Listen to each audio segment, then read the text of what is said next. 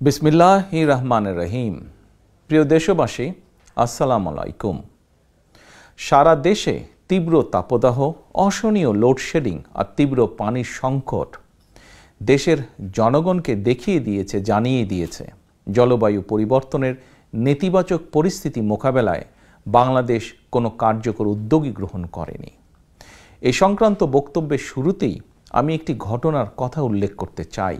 আপনাদের অনেকেরই নিশ্চয়ই মনে আছে, দুর্নীতিবাজ হাসিনার পৃষ্ঠপোষকতায় আওয়ামী লীগ নেতা মখা আলমগীরের নেতৃত্বে একটি আওয়ামী চক্র 2013 সালে ফার্মার্স ব্যাংক নামে একটি ব্যাংক প্রতিষ্ঠা করেছিল। লুটপাট আর টাকা পাচারের অন্যতম নিরাপদ এই ব্যাংকে 2015 সালে জলবায়ু তহবিলের প্রায় 600 কোটি টাকা সরিয়ে নেওয়া হয়েছিল। আজ পর্যন্ত সেই টাকা জলবায়ু তহবিলে ফেরত দেওয়া হয়নি। জলবায়ু মোকাবেলায় খরচ না করে জলবায়ু তহবিলের টাকা কেন মখা আলমগীরের ব্যাংকে সরিয়ে নেওয়া হয়েছিল? প্রিয় দেশবাসী, এই প্রশ্ন আমি আপনাদের কাছেই রেখে যাচ্ছি। প্রিয় ভাই বোনেরা, বৈশ্বিক জলবায়ু পরিবর্তনের ফলে সবচেয়ে বেশি ঝুঁকিপূর্ণ দেশগুলোর অন্যতম বাংলাদেশ। সুতরাং তাপদাহ কিংবা দাবদাহ যাই বলি না কেন, এর পেছনে বৈশ্বিক জলবায়ু পরিবর্তনের প্রভাব রয়েছে বটে, তবে হঠাৎ করেই কিন্তু এমন পরিস্থিতির উদ্ভব হয়নি। বৈশ্বিক জলবায়ু পরিবর্তনের নেতিবাচক প্রভাব মোকাবেলায় ঝুঁকিপূর্ণ দেশগুলো নানা রকম প্রস্তুতি নিয়েছে, আর বাংলাদেশ জলবায়ু টাকা লোপাট করার জন্য ফার্মার্স ব্যাংক বানিয়েছে। দুর্নীতি, লুটপাট, টাকা পাচার শেষে নাম পরিবর্তন করে ফার্মার্স ব্যাংক বিলীন হয়ে গিয়েছে পদ্মায়। পদ্মা নাম ধারণ করা ব্যাংকটি এখন আবার নতুন করে এক্সিম ব্যাংকের সঙ্গে বিলীন হচ্ছে। একের পর এক নাম পরিবর্তন হচ্ছে, কিন্তু ফার্মার্স ব্যাংকে সরিয়ে ফেলা জলবায়ু তহবিলের শত শত কোটি টাকা আদৌ কি আর ফেরত পাওয়া যাবে?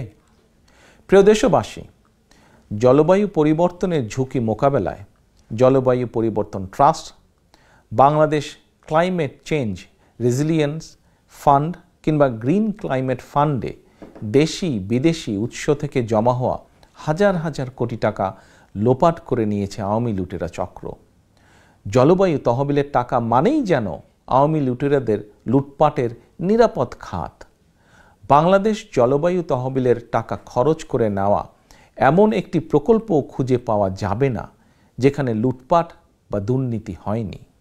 জলবায়ু তহবিলের ফান্ড পরিচালিত কমপক্ষে 60টি প্রকল্পের ব্যাপারে টিআইবি অনুসন্ধান চালিয়েছে এবং টিআইবি প্রতিটি প্রকল্পেই দুর্নীতির পুকুর চুরি খুঁজে পেয়েছে। জলবায়ু তহবিলের টাকা লুটপাটের দিকে নজর থাকলেও জলবায়ু মোকাবেলায় বিনা ভোটে সরকার কার্যত কোনো কার্যকর উদ্যোগই গ্রহণ করেনি। অতিবৃষ্টি, অনাবৃষ্টি, খরা, বন্যা, জলোচ্ছ্বাস নানা বিষয় তথ্য পেতে একটি আধুনিক কৌশল ও যন্ত্র নির্ভর আবহাওয়া বিভাগ অনিবার্য। অথচ দুদিন আগে সমগ্র দেশবাসী জানতে পারলেন বর্তমানে দেশের আবহাওয়া বিভাগের একটি রাডারও নাকি কাজ করছে না। তাহলে প্রিয় দেশবাসী, কিসের উন্নয়ন? যে উন্নয়নের গল্প আমরা এতদিন শুনলাম, কার উন্নয়ন? কাদের জন্যই বা উন্নয়ন? প্রিয় দেশবাসী, সাম্প্রতিক সময়ে গণমাধ্যমে প্রকাশিত একটি রিপোর্টটি কি? রাজধানীর বিমানবন্দর সড়কের দুই পাশে বনসাই গাছ লাগানো হয়েছিল, কিন্তু পরিবেশবিদগণ বলেছিলেন যেসব বনসাই গাছ লাগানো হয়েছে এগুলো ঢাকার মাটি এবং পরিবেশের জন্য মোটেও উপযোগী নয়। তারপরেও কিন্তু সড়ক এবং জনপথ বিভাগ বিদেশ থেকে জনগণের অর্থ ব্যয় করে প্রচুর টাকা দিয়ে এই আমদানি করা গাছগুলো লাগিয়েছিল। প্রশ্ন হচ্ছে, আসলে কি পরিবেশ সংরক্ষণের উদ্দেশ্য ছিল গাছ লাগানো, নাকি গাছ লাগানোর মূল উদ্দেশ্য ছিল অন্য কিছু? প্রিয় দেশবাসী, জলবায়ু তহবিলের টাকাটা লুটপাটের পাশাপাশি চলছে প্রকৃতি এবং পরিবেশ বিধ্বংসী কার্যক্রম। এমনকি ভোট ডাকাত হাসিনা বিশ্ব ঐতিহ্যের ধারক সুন্দরবন বিধ্বংসী প্রকল্প গ্রহণ করতেও বিন্দুমাত্র দ্বিধা করেনি। উন্নয়নের নামে চট্টগ্রামে মনে হয় গাছ কাটার মহা উৎসব চলছে। পাহাড় কাটা, পাহাড় দখল রোধে কোনো পদক্ষেপই নেই। সম্প্রতি ভবন নির্মাণের নামে জাহাঙ্গীরনগর বিশ্ববিদ্যালয়ে 4 শতাধিক গাছ কেটে ফেলার সিদ্ধান্ত নিয়েছে কর্তৃপক্ষ। দেশ বৈশ্বিক জলবায়ু পরিবর্তনের হুমকিতে জেনেও তথাকথিত উন্নয়নের নামে গাছগাছালি কেটে খাল, ডোবা, জলাধারগুলো ভরাট করে মাঠ, পার্ক দখল করে রাজধানী ঢাকাসহ দেশের শহরগুলোকে যেন কংক্রিট আর আবর্জনার শহরে পরিণত করা হচ্ছে। প্রিয় দেশবাসী, ভাই ও বোনেরা, তাপদাহ কিংবা দাবাদাহের সময় নদীমাতৃক বাংলাদেশের নদ, নদী, হাওর, খালগুলো জনগণের জন্য একটি আশ্রয়স্থল হতে পারত, বিশেষ করে গ্রামীণ জনপদের মানুষের জন্য। কিন্তু উজান থেকে নদী শাসন শোষণের কারণে ভাটির বাংলাদেশের নদ নদীগুলো প্রায় সারা বছরই পানিশূন্য থাকে। আর এই সুযোগে আওয়ামী দখলদার চক্র পানিশূন্য খাল, নদ নদী দখল করে নিয়ে ভরাট করে ফেলেছে।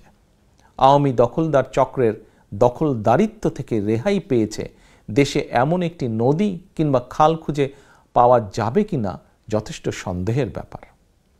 আমি জাতীয় গণমাধ্যমে কিছুদিন আগে প্রকাশিত একটি রিপোর্ট দেখেছিলাম।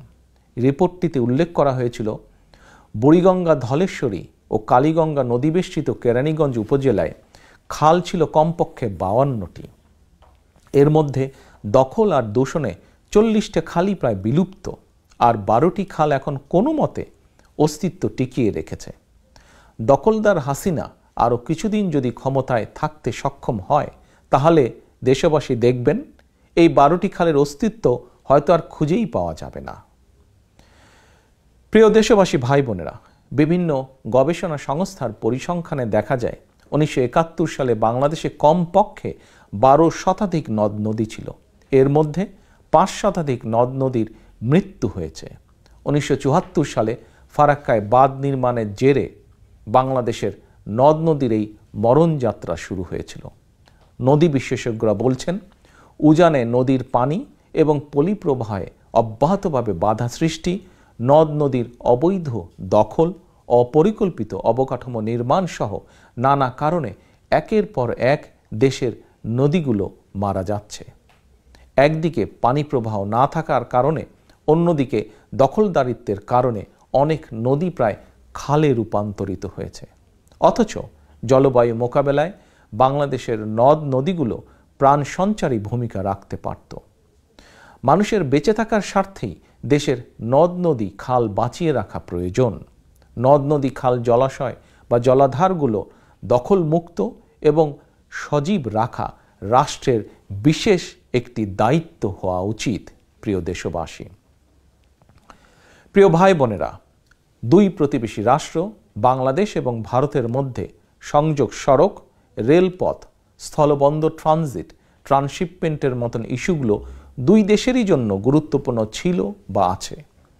এই ইস্যুগুলো নিয়ে বাংলাদেশের সামনে আলাপ আলোচনার মাধ্যমে তিস্তা সহ অভিন্ন নদ নদীগুলোর পানির ন্যায্য হিস্সা আদায় করার সুযোগ ছিল। কিন্তু ক্ষমতা লিপ্স হাসিনা তার বিনা ভোটের সরকারের প্রতি সমর্থন আদায় করতে দেশের স্বার্থে নয়, বরং এই ইস্যুগুলোকে তার ব্যক্তিগত এবং দলীয় স্বার্থে ব্যবহার করেছে। ফলে তিস্তা চুক্তি কিংবা অভিন্ন নদীগুলোর পানির ন্যায্য হিস্সা আদায়ের বিষয়টি এখনও অমীমাংসিত। সুতরাং নির্দ্বিধায় বলা যায়, বাংলাদেশের জলবায়ুর প্রভাব মোকাবেলায় খোদ হাসিনাই এখন সবচেয়ে বড় প্রতিবন্ধক। প্রিয় দেশবাসী, বাংলাদেশে জলবায়ু পরিবর্তনের নেতিবাচক প্রভাব মোকাবেলায় আমরা বাংলাদেশের স্বাধীনতার ঘোষক শহীদ রাষ্ট্রপতি জিয়াউর রহমানের একটি দূরদৃষ্টি সম্পন্ন যুগান্তকারী খাল খনন এবং বৃক্ষরোপণ কর্মসূচির কথা স্মরণ করতে পারি। খাল কাটা হলে সারা, দূর হবে বন্যা খরা, এই স্লোগান নিয়ে শহীদ জিয়া সারা দেশে খাল খনন এবং বৃক্ষরোপণ কর্মসূচির মাধ্যমে দেশে সবুজ বিপ্লব শুরু করেছিলেন। Mother of democracy Khaleda Zia সরকারের সময়ও সবুজায়ন কর্মসূচি এগিয়ে নিয়ে যাওয়া হয়েছিল। জনগণের রায় বিএনপি ইনশাল্লাহ পুনরায় ক্ষমতা এলে জলবায়ু মোকাবেলায় আবারও দেশে শহীদ জিয়ার সেই বিপ্লব কর্মসূচি পুনরায় শুরু করা হবে। প্রিয় দেশবাসী, আমি আর কথা বেশি লম্বা করব না। আমার শেষে দেশের সকল মানুষকে বলবো, একটু চিন্তা করে দেখুন, আওয়ামী লুটেরা চক্র বিদেশে সেকেন্ড হোম গড়ে তুলেছে, কানাডার বেগমপাড়া বানিয়েছে। আওয়ামী লুটেরা চক্র যুক্তরাজ্য, যুক্তরাষ্ট্র সহ বিভিন্ন দেশে শত শত বাড়িঘর বানিয়েছে নিজেদের জন্য। সুতরাং বসবাসের জন্য বাংলাদেশ যদি অনিরাপদ হয়ে উঠে, আওয়ামী লুটেরা চক্র নিরাপদে বিদেশে পালিয়ে যাবে। কিন্তু সাধারণ জনগণ কোথায় যাবে? দেশের কোটি কোটি জনগণ, আমাদের বিদেশে যাদের সেকেন্ড হোম নেই, আমাদেরকে বাংলাদেশেই থাকতে হবে। পরিবেশ বিরোধী স্বৈরানী হাসিনার দুঃশাসনের এই দহনকালে গণতন্ত্র কিংবা মানবাধিকার দূরে থাক, প্রকৃতি এবং পরিবেশও নিরাপদ নয়, বাংলাদেশ নিরাপদ নয়। সুতরাং জলবায়ুর নেতিবাচক প্রভাব মোকাবেলা করে আমাদের সবার জন্য একটি নিরাপদ এবং বসবাসযোগ্য বাংলাদেশ গড়ে তুলতে হবে। একটি নিরাপদ বসবাসযোগ্য বাংলাদেশ গড়ে তোলার লক্ষ্যে বাংলাদেশের পক্ষের শক্তি, গণতন্ত্রের পক্ষের শক্তিকে যে কোনো সময়ের থেকে বর্তমানে আরও বেশি ঐক্যবদ্ধ ভূমিকা রাখতে হবে আগামী দিনে। প্রিয় দেশবাসী, আপনাদের সকলকে ধন্যবাদ জানিয়ে আমার বক্তব্য শেষ করছি। আল্লাহ হাফেজ। বাংলাদেশ জিন্দাবাদ।